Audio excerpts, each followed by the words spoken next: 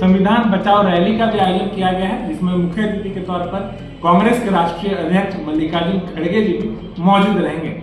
इसी को लेकर तमाम कांग्रेस के विधायक मंत्री एकजुट होकर कार्य में जुट चुके हैं। इस बीच हमारे साथ खास बातचीत करने के लिए मौजूद है सुरेश बैठा जी, जो कि कांके से विधायक है।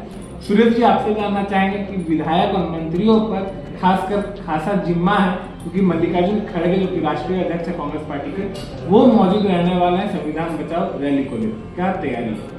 देखिए, संगठन सृजन 2025 का काम चल रहा है। इस सिलसिले में हमने अपने आवास में भी बैठक की है कार्यकर्ताओं के साथ में, और परसों दिन संजय खान जी के आवासीय परिसर में बैठक की, जिसमें प्रदेश के अध्यक्ष आए थे, प्रदीप कुमार बानर्जी भी आए थे, और जिला अध्यक्ष भी थे, अन्य और साथी लोग भी थे।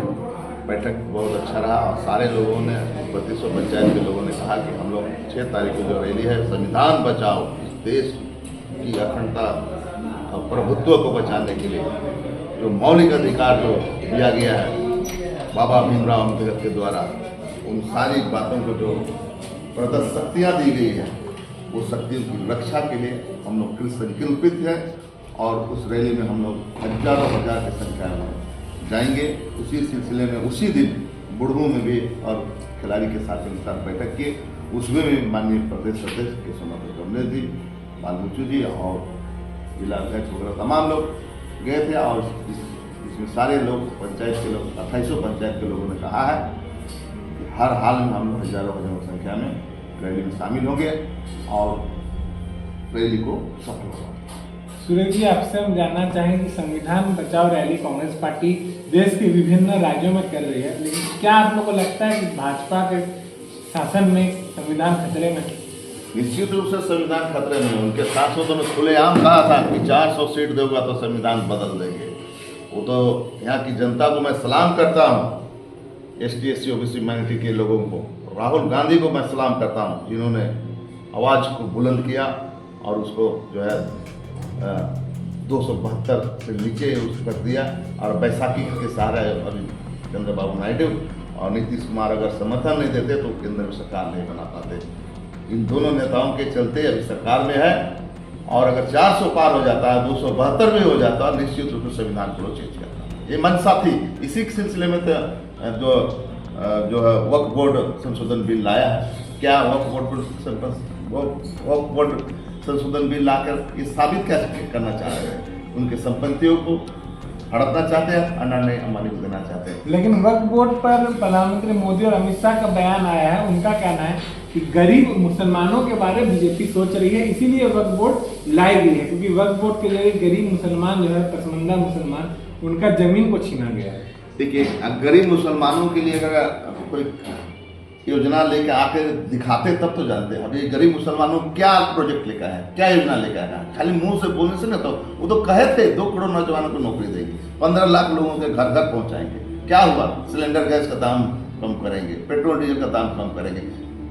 करने और कथनी में अंतर होना है, वो चीज़ नहीं है, इसलिए वो आदमी झूठा साबित हो चुके हैं। ऐसे प्रधानमंत्री जी बोलने में बहुत लचीला तरह भाषण देते हैं, लेकिन काम के प्रति निष्ठावान नहीं है।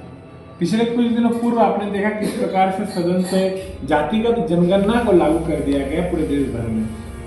बिहार चुनाव नजदीक है, क्या आप मानते हैं कि बिहार चुनाव को साधने के लिए यह निर्णय लिया गया? देखिए, ये मुद्दा हम लोग के राष्ट्रीय नेता राहुल गांधी जी ने खुले मंच पर कई सम्मेलनों में कहा। हम लोग को महासम्मेलन भी हुआ था अहमदाबाद में, वहाँ भी खुलकर कहा कि जाति जनगणना हम करा कर रहेंगे। ST SC OBC माइनॉरिटी के रक्षा के लिए हम सड़कों पर उतरकर हम काम करेंगे। और देखे होंगे कि सदन में भी उन्होंने कहा था, अपने बयान में, अपने भाषणों में राहुल गांधी ने कहा कि आपको जाति जनगणना कराना होगा, और नहीं कराएंगे तो हम कराएंगे। ये बात जो है उन कैबिनेट मंत्री अश्विनी वैष्णवी के सामने, अमित शाह के और नरेंद्र मोदी के पास कान में गया, आवाज़ गया। उस आवाज़ को लगा कि अगर हम नहीं करा पाएंगे तो हम फेलियर हो जाएंगे, इससे अच्छा अवसर नहीं मिलेगा। लेकिन राहुल गांधी की आवाज़ को उन्होंने स्वीकार किया, इसलिए मैं उनको धन्यवाद देता हूँ और बधाई देता हूँ राहुल गांधी जी को, जो खुलेआम जिसके SC OBC माइनॉरिटी के लिए, जो खुलेआम जिसकी आबादी जितनी उतनी हिस्सेदारी देने का उन्होंने जो वादा किया है, उस सिलसिले में हमारी पार्टी काम करती है। एक आखिरी सवाल आपसे रहेगा बीजेपी झारखंड के जो बड़े नेता हैं, चाहे वो बाबूलाल मरांडी जी की बात करें या कार्यकारी अध्यक्ष रविंद्र राय जी, उनके तरफ से बयान जारी कर कहा जा रहा है कि कांग्रेस पार्टी और जो तमाम जेएमएम हो, आरजेडी और विपक्षी दल, वो झूठ का ही यह क्रेडिट ले रही है। असल क्रेडिट तो बीजेपी के प्रधानमंत्री नरेंद्र मोदी को ही जाता है, क्योंकि 70 साल के राज्य में, 70 साल के शासन में कांग्रेस ने नहीं जीती जातिगत जनगणना। देखिए, हम लोगों ने जनगणना कराया है, 2011 का भी जनगणना आपने देखा होगा। जनगणना हर तरह से होता है, जातीय जनगणना ही है, नाम भी जातीय जनगणना दे रहे हैं, लेकिन जनगणना तो होता ही था, जिसको नहीं कर पाया थे 14 सालों में। इसलिए हम लोगों ने कहा कि जातिगत जनगणना आपको कराना होगा। हम आबादी के हिसाब से देखें कि एसटी कितनी आबादी है, एससी कितनी आबादी है, ओबीसी कितनी आबादी है, माइनॉरिटी कितनी आबादी है, आम स्वर्ण की आबादी कितनी, सबको भागीदारी सुनिश्चित हो, हक अधिकार मिले, इसके लिए ही हम लोगों ने ये जनगणना कराने का हमारा राष्ट्रीय नेता ने उठाया था। अब जहाँ तक बाबूलाल मरांडी और रविंद्र जी का है, तो इन तो आप फेलियर नेता हो चुके हैं। अगर उस सक्सेसफुल नेता होते तो जो पार्टी बनाया थे झारखंड विकास मोर्चा, तो राइज कर देते उसमें, वहाँ फेलियर हो गए, उनके सारे विधायक को खरीद लिया बीजेपी। अंत में इनका कहीं दिखा नहीं, तो फिर जाकर बीजेपी जो आदिवासी चेहरा बोल के उसको लाया है। लेकिन अब तो लोग फिर चुप हो चुके हैं, क्योंकि 20 सालों में हमको लगता है 16-17 साल यही मुख्यमंत्री लोग रहे हैं। बाबूलाल भी रहे, अर्जुन मुंडा भी रहे, और अभी चंपई सोरेन को भी लेके गए हैं। अगर आप ये वीडियो YouTube पर देख रहे हैं तो हमारे चैनल को सब्सक्राइब करें और बेल आइकन को दबाना ना भूलें। अगर आप Facebook पर ये वीडियो देख रहे हैं तो हमारे पेज को लाइक करें।